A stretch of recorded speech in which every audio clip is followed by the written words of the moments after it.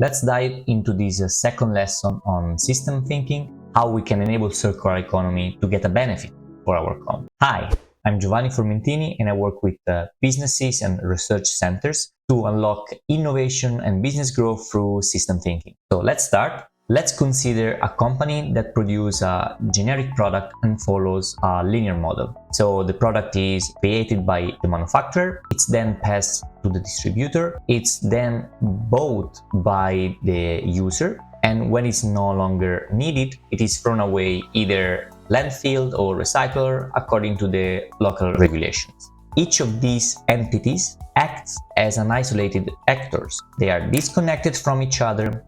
They only interact briefly during the transfer of the product, and there is no continuous collaboration or feedback between them. If we want to move towards a circular model, it is needed to do several changes. Let's see how.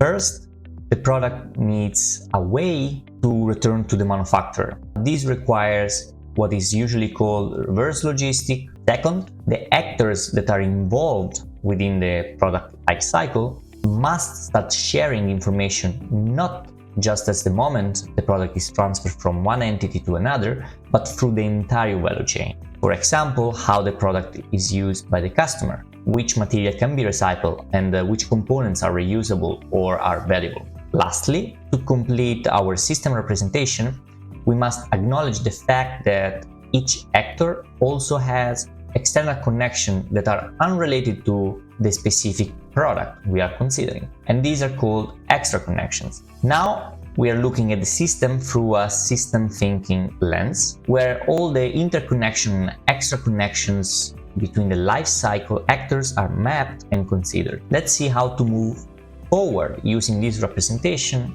and how we can enable circular economy to drive our business. In a circular economy discussion, it is widely known that applying these principles can enhance company resilience. Let's consider the life cycle of a generic product. It can be a smartphone, for instance, that follows a linear model. As mentioned before, the product is manufactured, distributed, bought by users, and then finally thrown away, which can be either recycled or landfill. Let's zoom now on the manufacturer and explore the extra connection that the manufacturer has. In particular, we know that in order to manufacture a product, we need raw materials.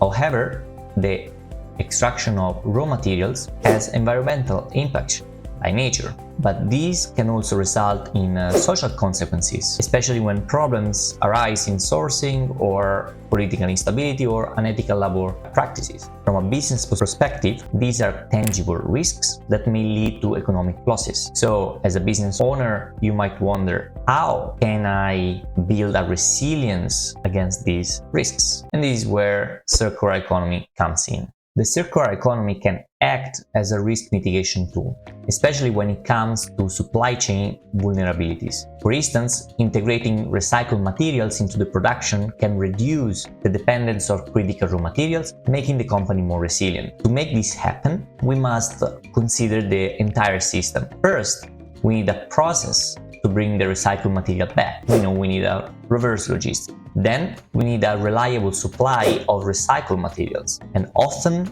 it's provided by recycling companies. But it doesn't stop there. Recycled materials will impact the take-back scheme, but also it will impact how the manufacturer will produce the product. So the manufacturer must adapt its production processes to accommodate the recycled materials. Even the user experience may change depending on how and where the recycled materials are integrated. System thinking helps us see and visualize how all of these elements are interconnected.